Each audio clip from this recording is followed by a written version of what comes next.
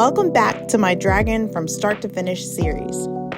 This is the first time that I've ever documented the entire process of creating an art doll. In the earlier videos of this series, you can see how I created the eyes and head for this dragon. The clay I used to create the head is white Premo polymer clay and Cosclay Fairy Light. I will be using Cosclay Fairy Light for the feet as well today.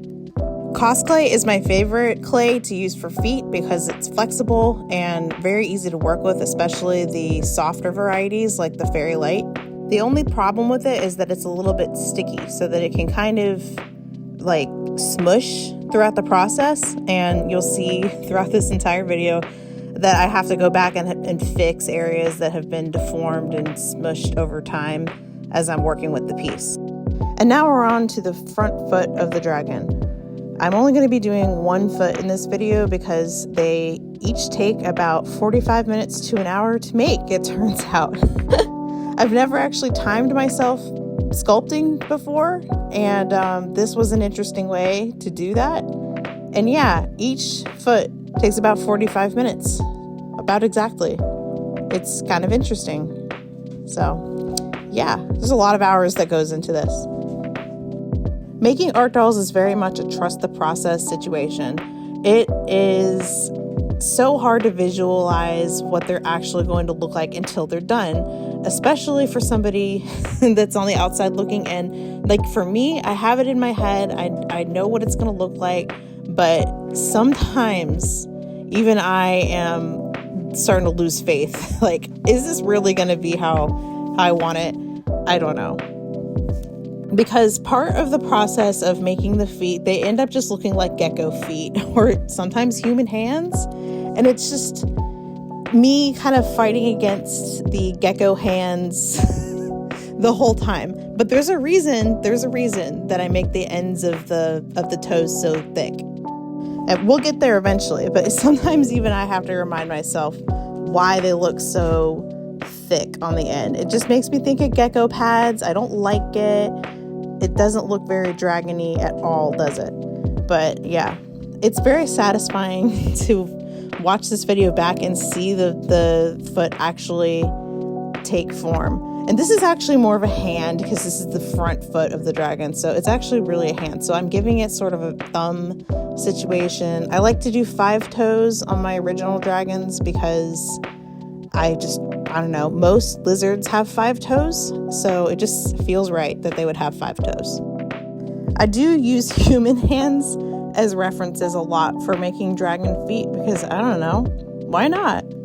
See, you know, I like to detail the bottoms. I just go all out when I do dragon feet because they don't get covered up in fur. They are very much a part of the sculpture, and I love that about them. It's a little frustrating sometimes when I make my detailed fox feet and then I end up just covering them in fluff because that's how fox feet be, you know? But this time I get to show my work in all of its glory. All of this hard work and detailing, it's all going to show on this piece. So I'm really excited. And I like to put in the extra time and just make sure it's perfect. You can see me use my favorite sculpting tools a lot throughout this, and you'll notice that I favor the silicone tipped tools. They're really great. They actually sell them for like with the painting supplies at craft stores, and I can't get enough of these. They come in different sizes, and I just find them so helpful for making feet. I also like this little metal one. I don't really know what it's called, but it's just a standard sculpting tool, and it's got on the end, it's got a blunt end. Some of them have like a little ball on the end, but I prefer the skinniest one that's more of just like a blunt tip. It really helps get between the toes and like add some like definition. I'm just trying to thicken up the toes here because like sometimes they get too thin, and Cosclay is flexible, but it's not completely invulnerable to being broken. And I have had some really thin toes, like just kind of crack over time, like if they're just flexing too much with the doll standing. So I like to add a little extra thickness to help strengthen up the toe. I've always wanted to run wires through each toe in the cosplay and make like posable toes, but I'm not doing that for this one. I don't really know how that would work, and don't really want to risk it on this project, honestly. This dragon is going to remain in my personal collection for at least a couple of years after it's done, mostly because I don't have any good examples of recent work just to like bring around with me. And since I'm going to be doing more conventions, I really need a nice, updated, durable dragon to show to people so people can really handle it and explore and learn what art dolls are. And I'm really excited that I'm documenting this whole process, because then people can go on, like they can go and use my QR code and find the completed video of the whole process of the dragon that they met at whatever convention they saw me at. And it's just really cool. I like this whole idea, you know? But I think I'm the most excited about taking pictures of this dragon next to my old dragon from 2019. There's just something so satisfying about seeing how much improvement that you've made in a few years. And I'm so excited to see them standing next to each other and comparing them and just seeing how it's improved. I'm very excited for that part. One of my favorite things about my most recent art dolls is how durable they've all been. This is largely due to the invention of cosplay, and if this had been out when I was a kid, oh my gosh, I don't think I would have ever stopped sculpting for a second. My dream was always to be able to make basically toys, sculptures and figures that I could play with and not worry about breaking. That's why art dolls have always been so appealing to me, because they're almost like the sort of toys that I would have absolutely loved to have as a kid. I guess I never really grew up in that respect. All right, now I'm doing the claws, finally. And this is why I added those thick gecko pads on the ends of the toes.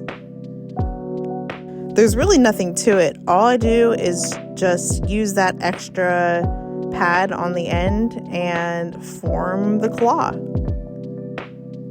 I used to make the claws out of a translucent clay, and I don't know why I bothered to do that, because I paint them anyway, and the translucent clay is really brittle and irritating to work with, and it takes so much extra time. It adds a whole layer, a whole extra step to making the feet, which already takes like 45 minutes to an hour per foot. So I don't know why I was torturing myself with that before for so long too.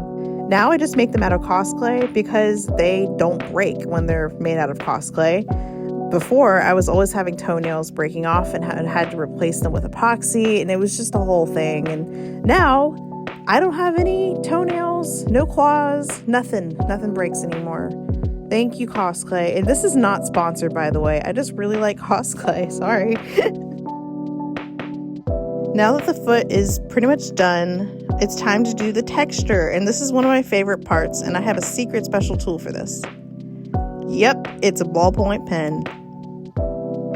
And this is actually the back foot that I'm adding texture to. The footage from doing it on the front foot was completely out of frame, and you couldn't see any of it. So yeah, just enjoy this rear foot, which is a lot bigger. Just enjoy this footage. It's the same process. I'm just using the end of the ballpoint pen to create impressions, and yeah, this is kind of a newer method that I discovered the other day, and I can't believe I never tried it before. I was just looking for something to add a scale shape with, and I was looking through all my stuff, and I found this pen, and yeah, I don't think I'm ever going to go back.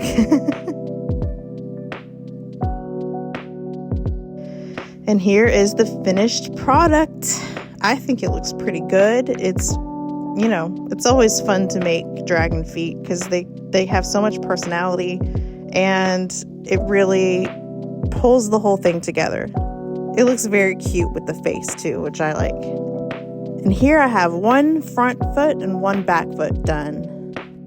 It still needs another front foot and another back foot, but that is all we have for today. The next time will be the armature. I hope you see it.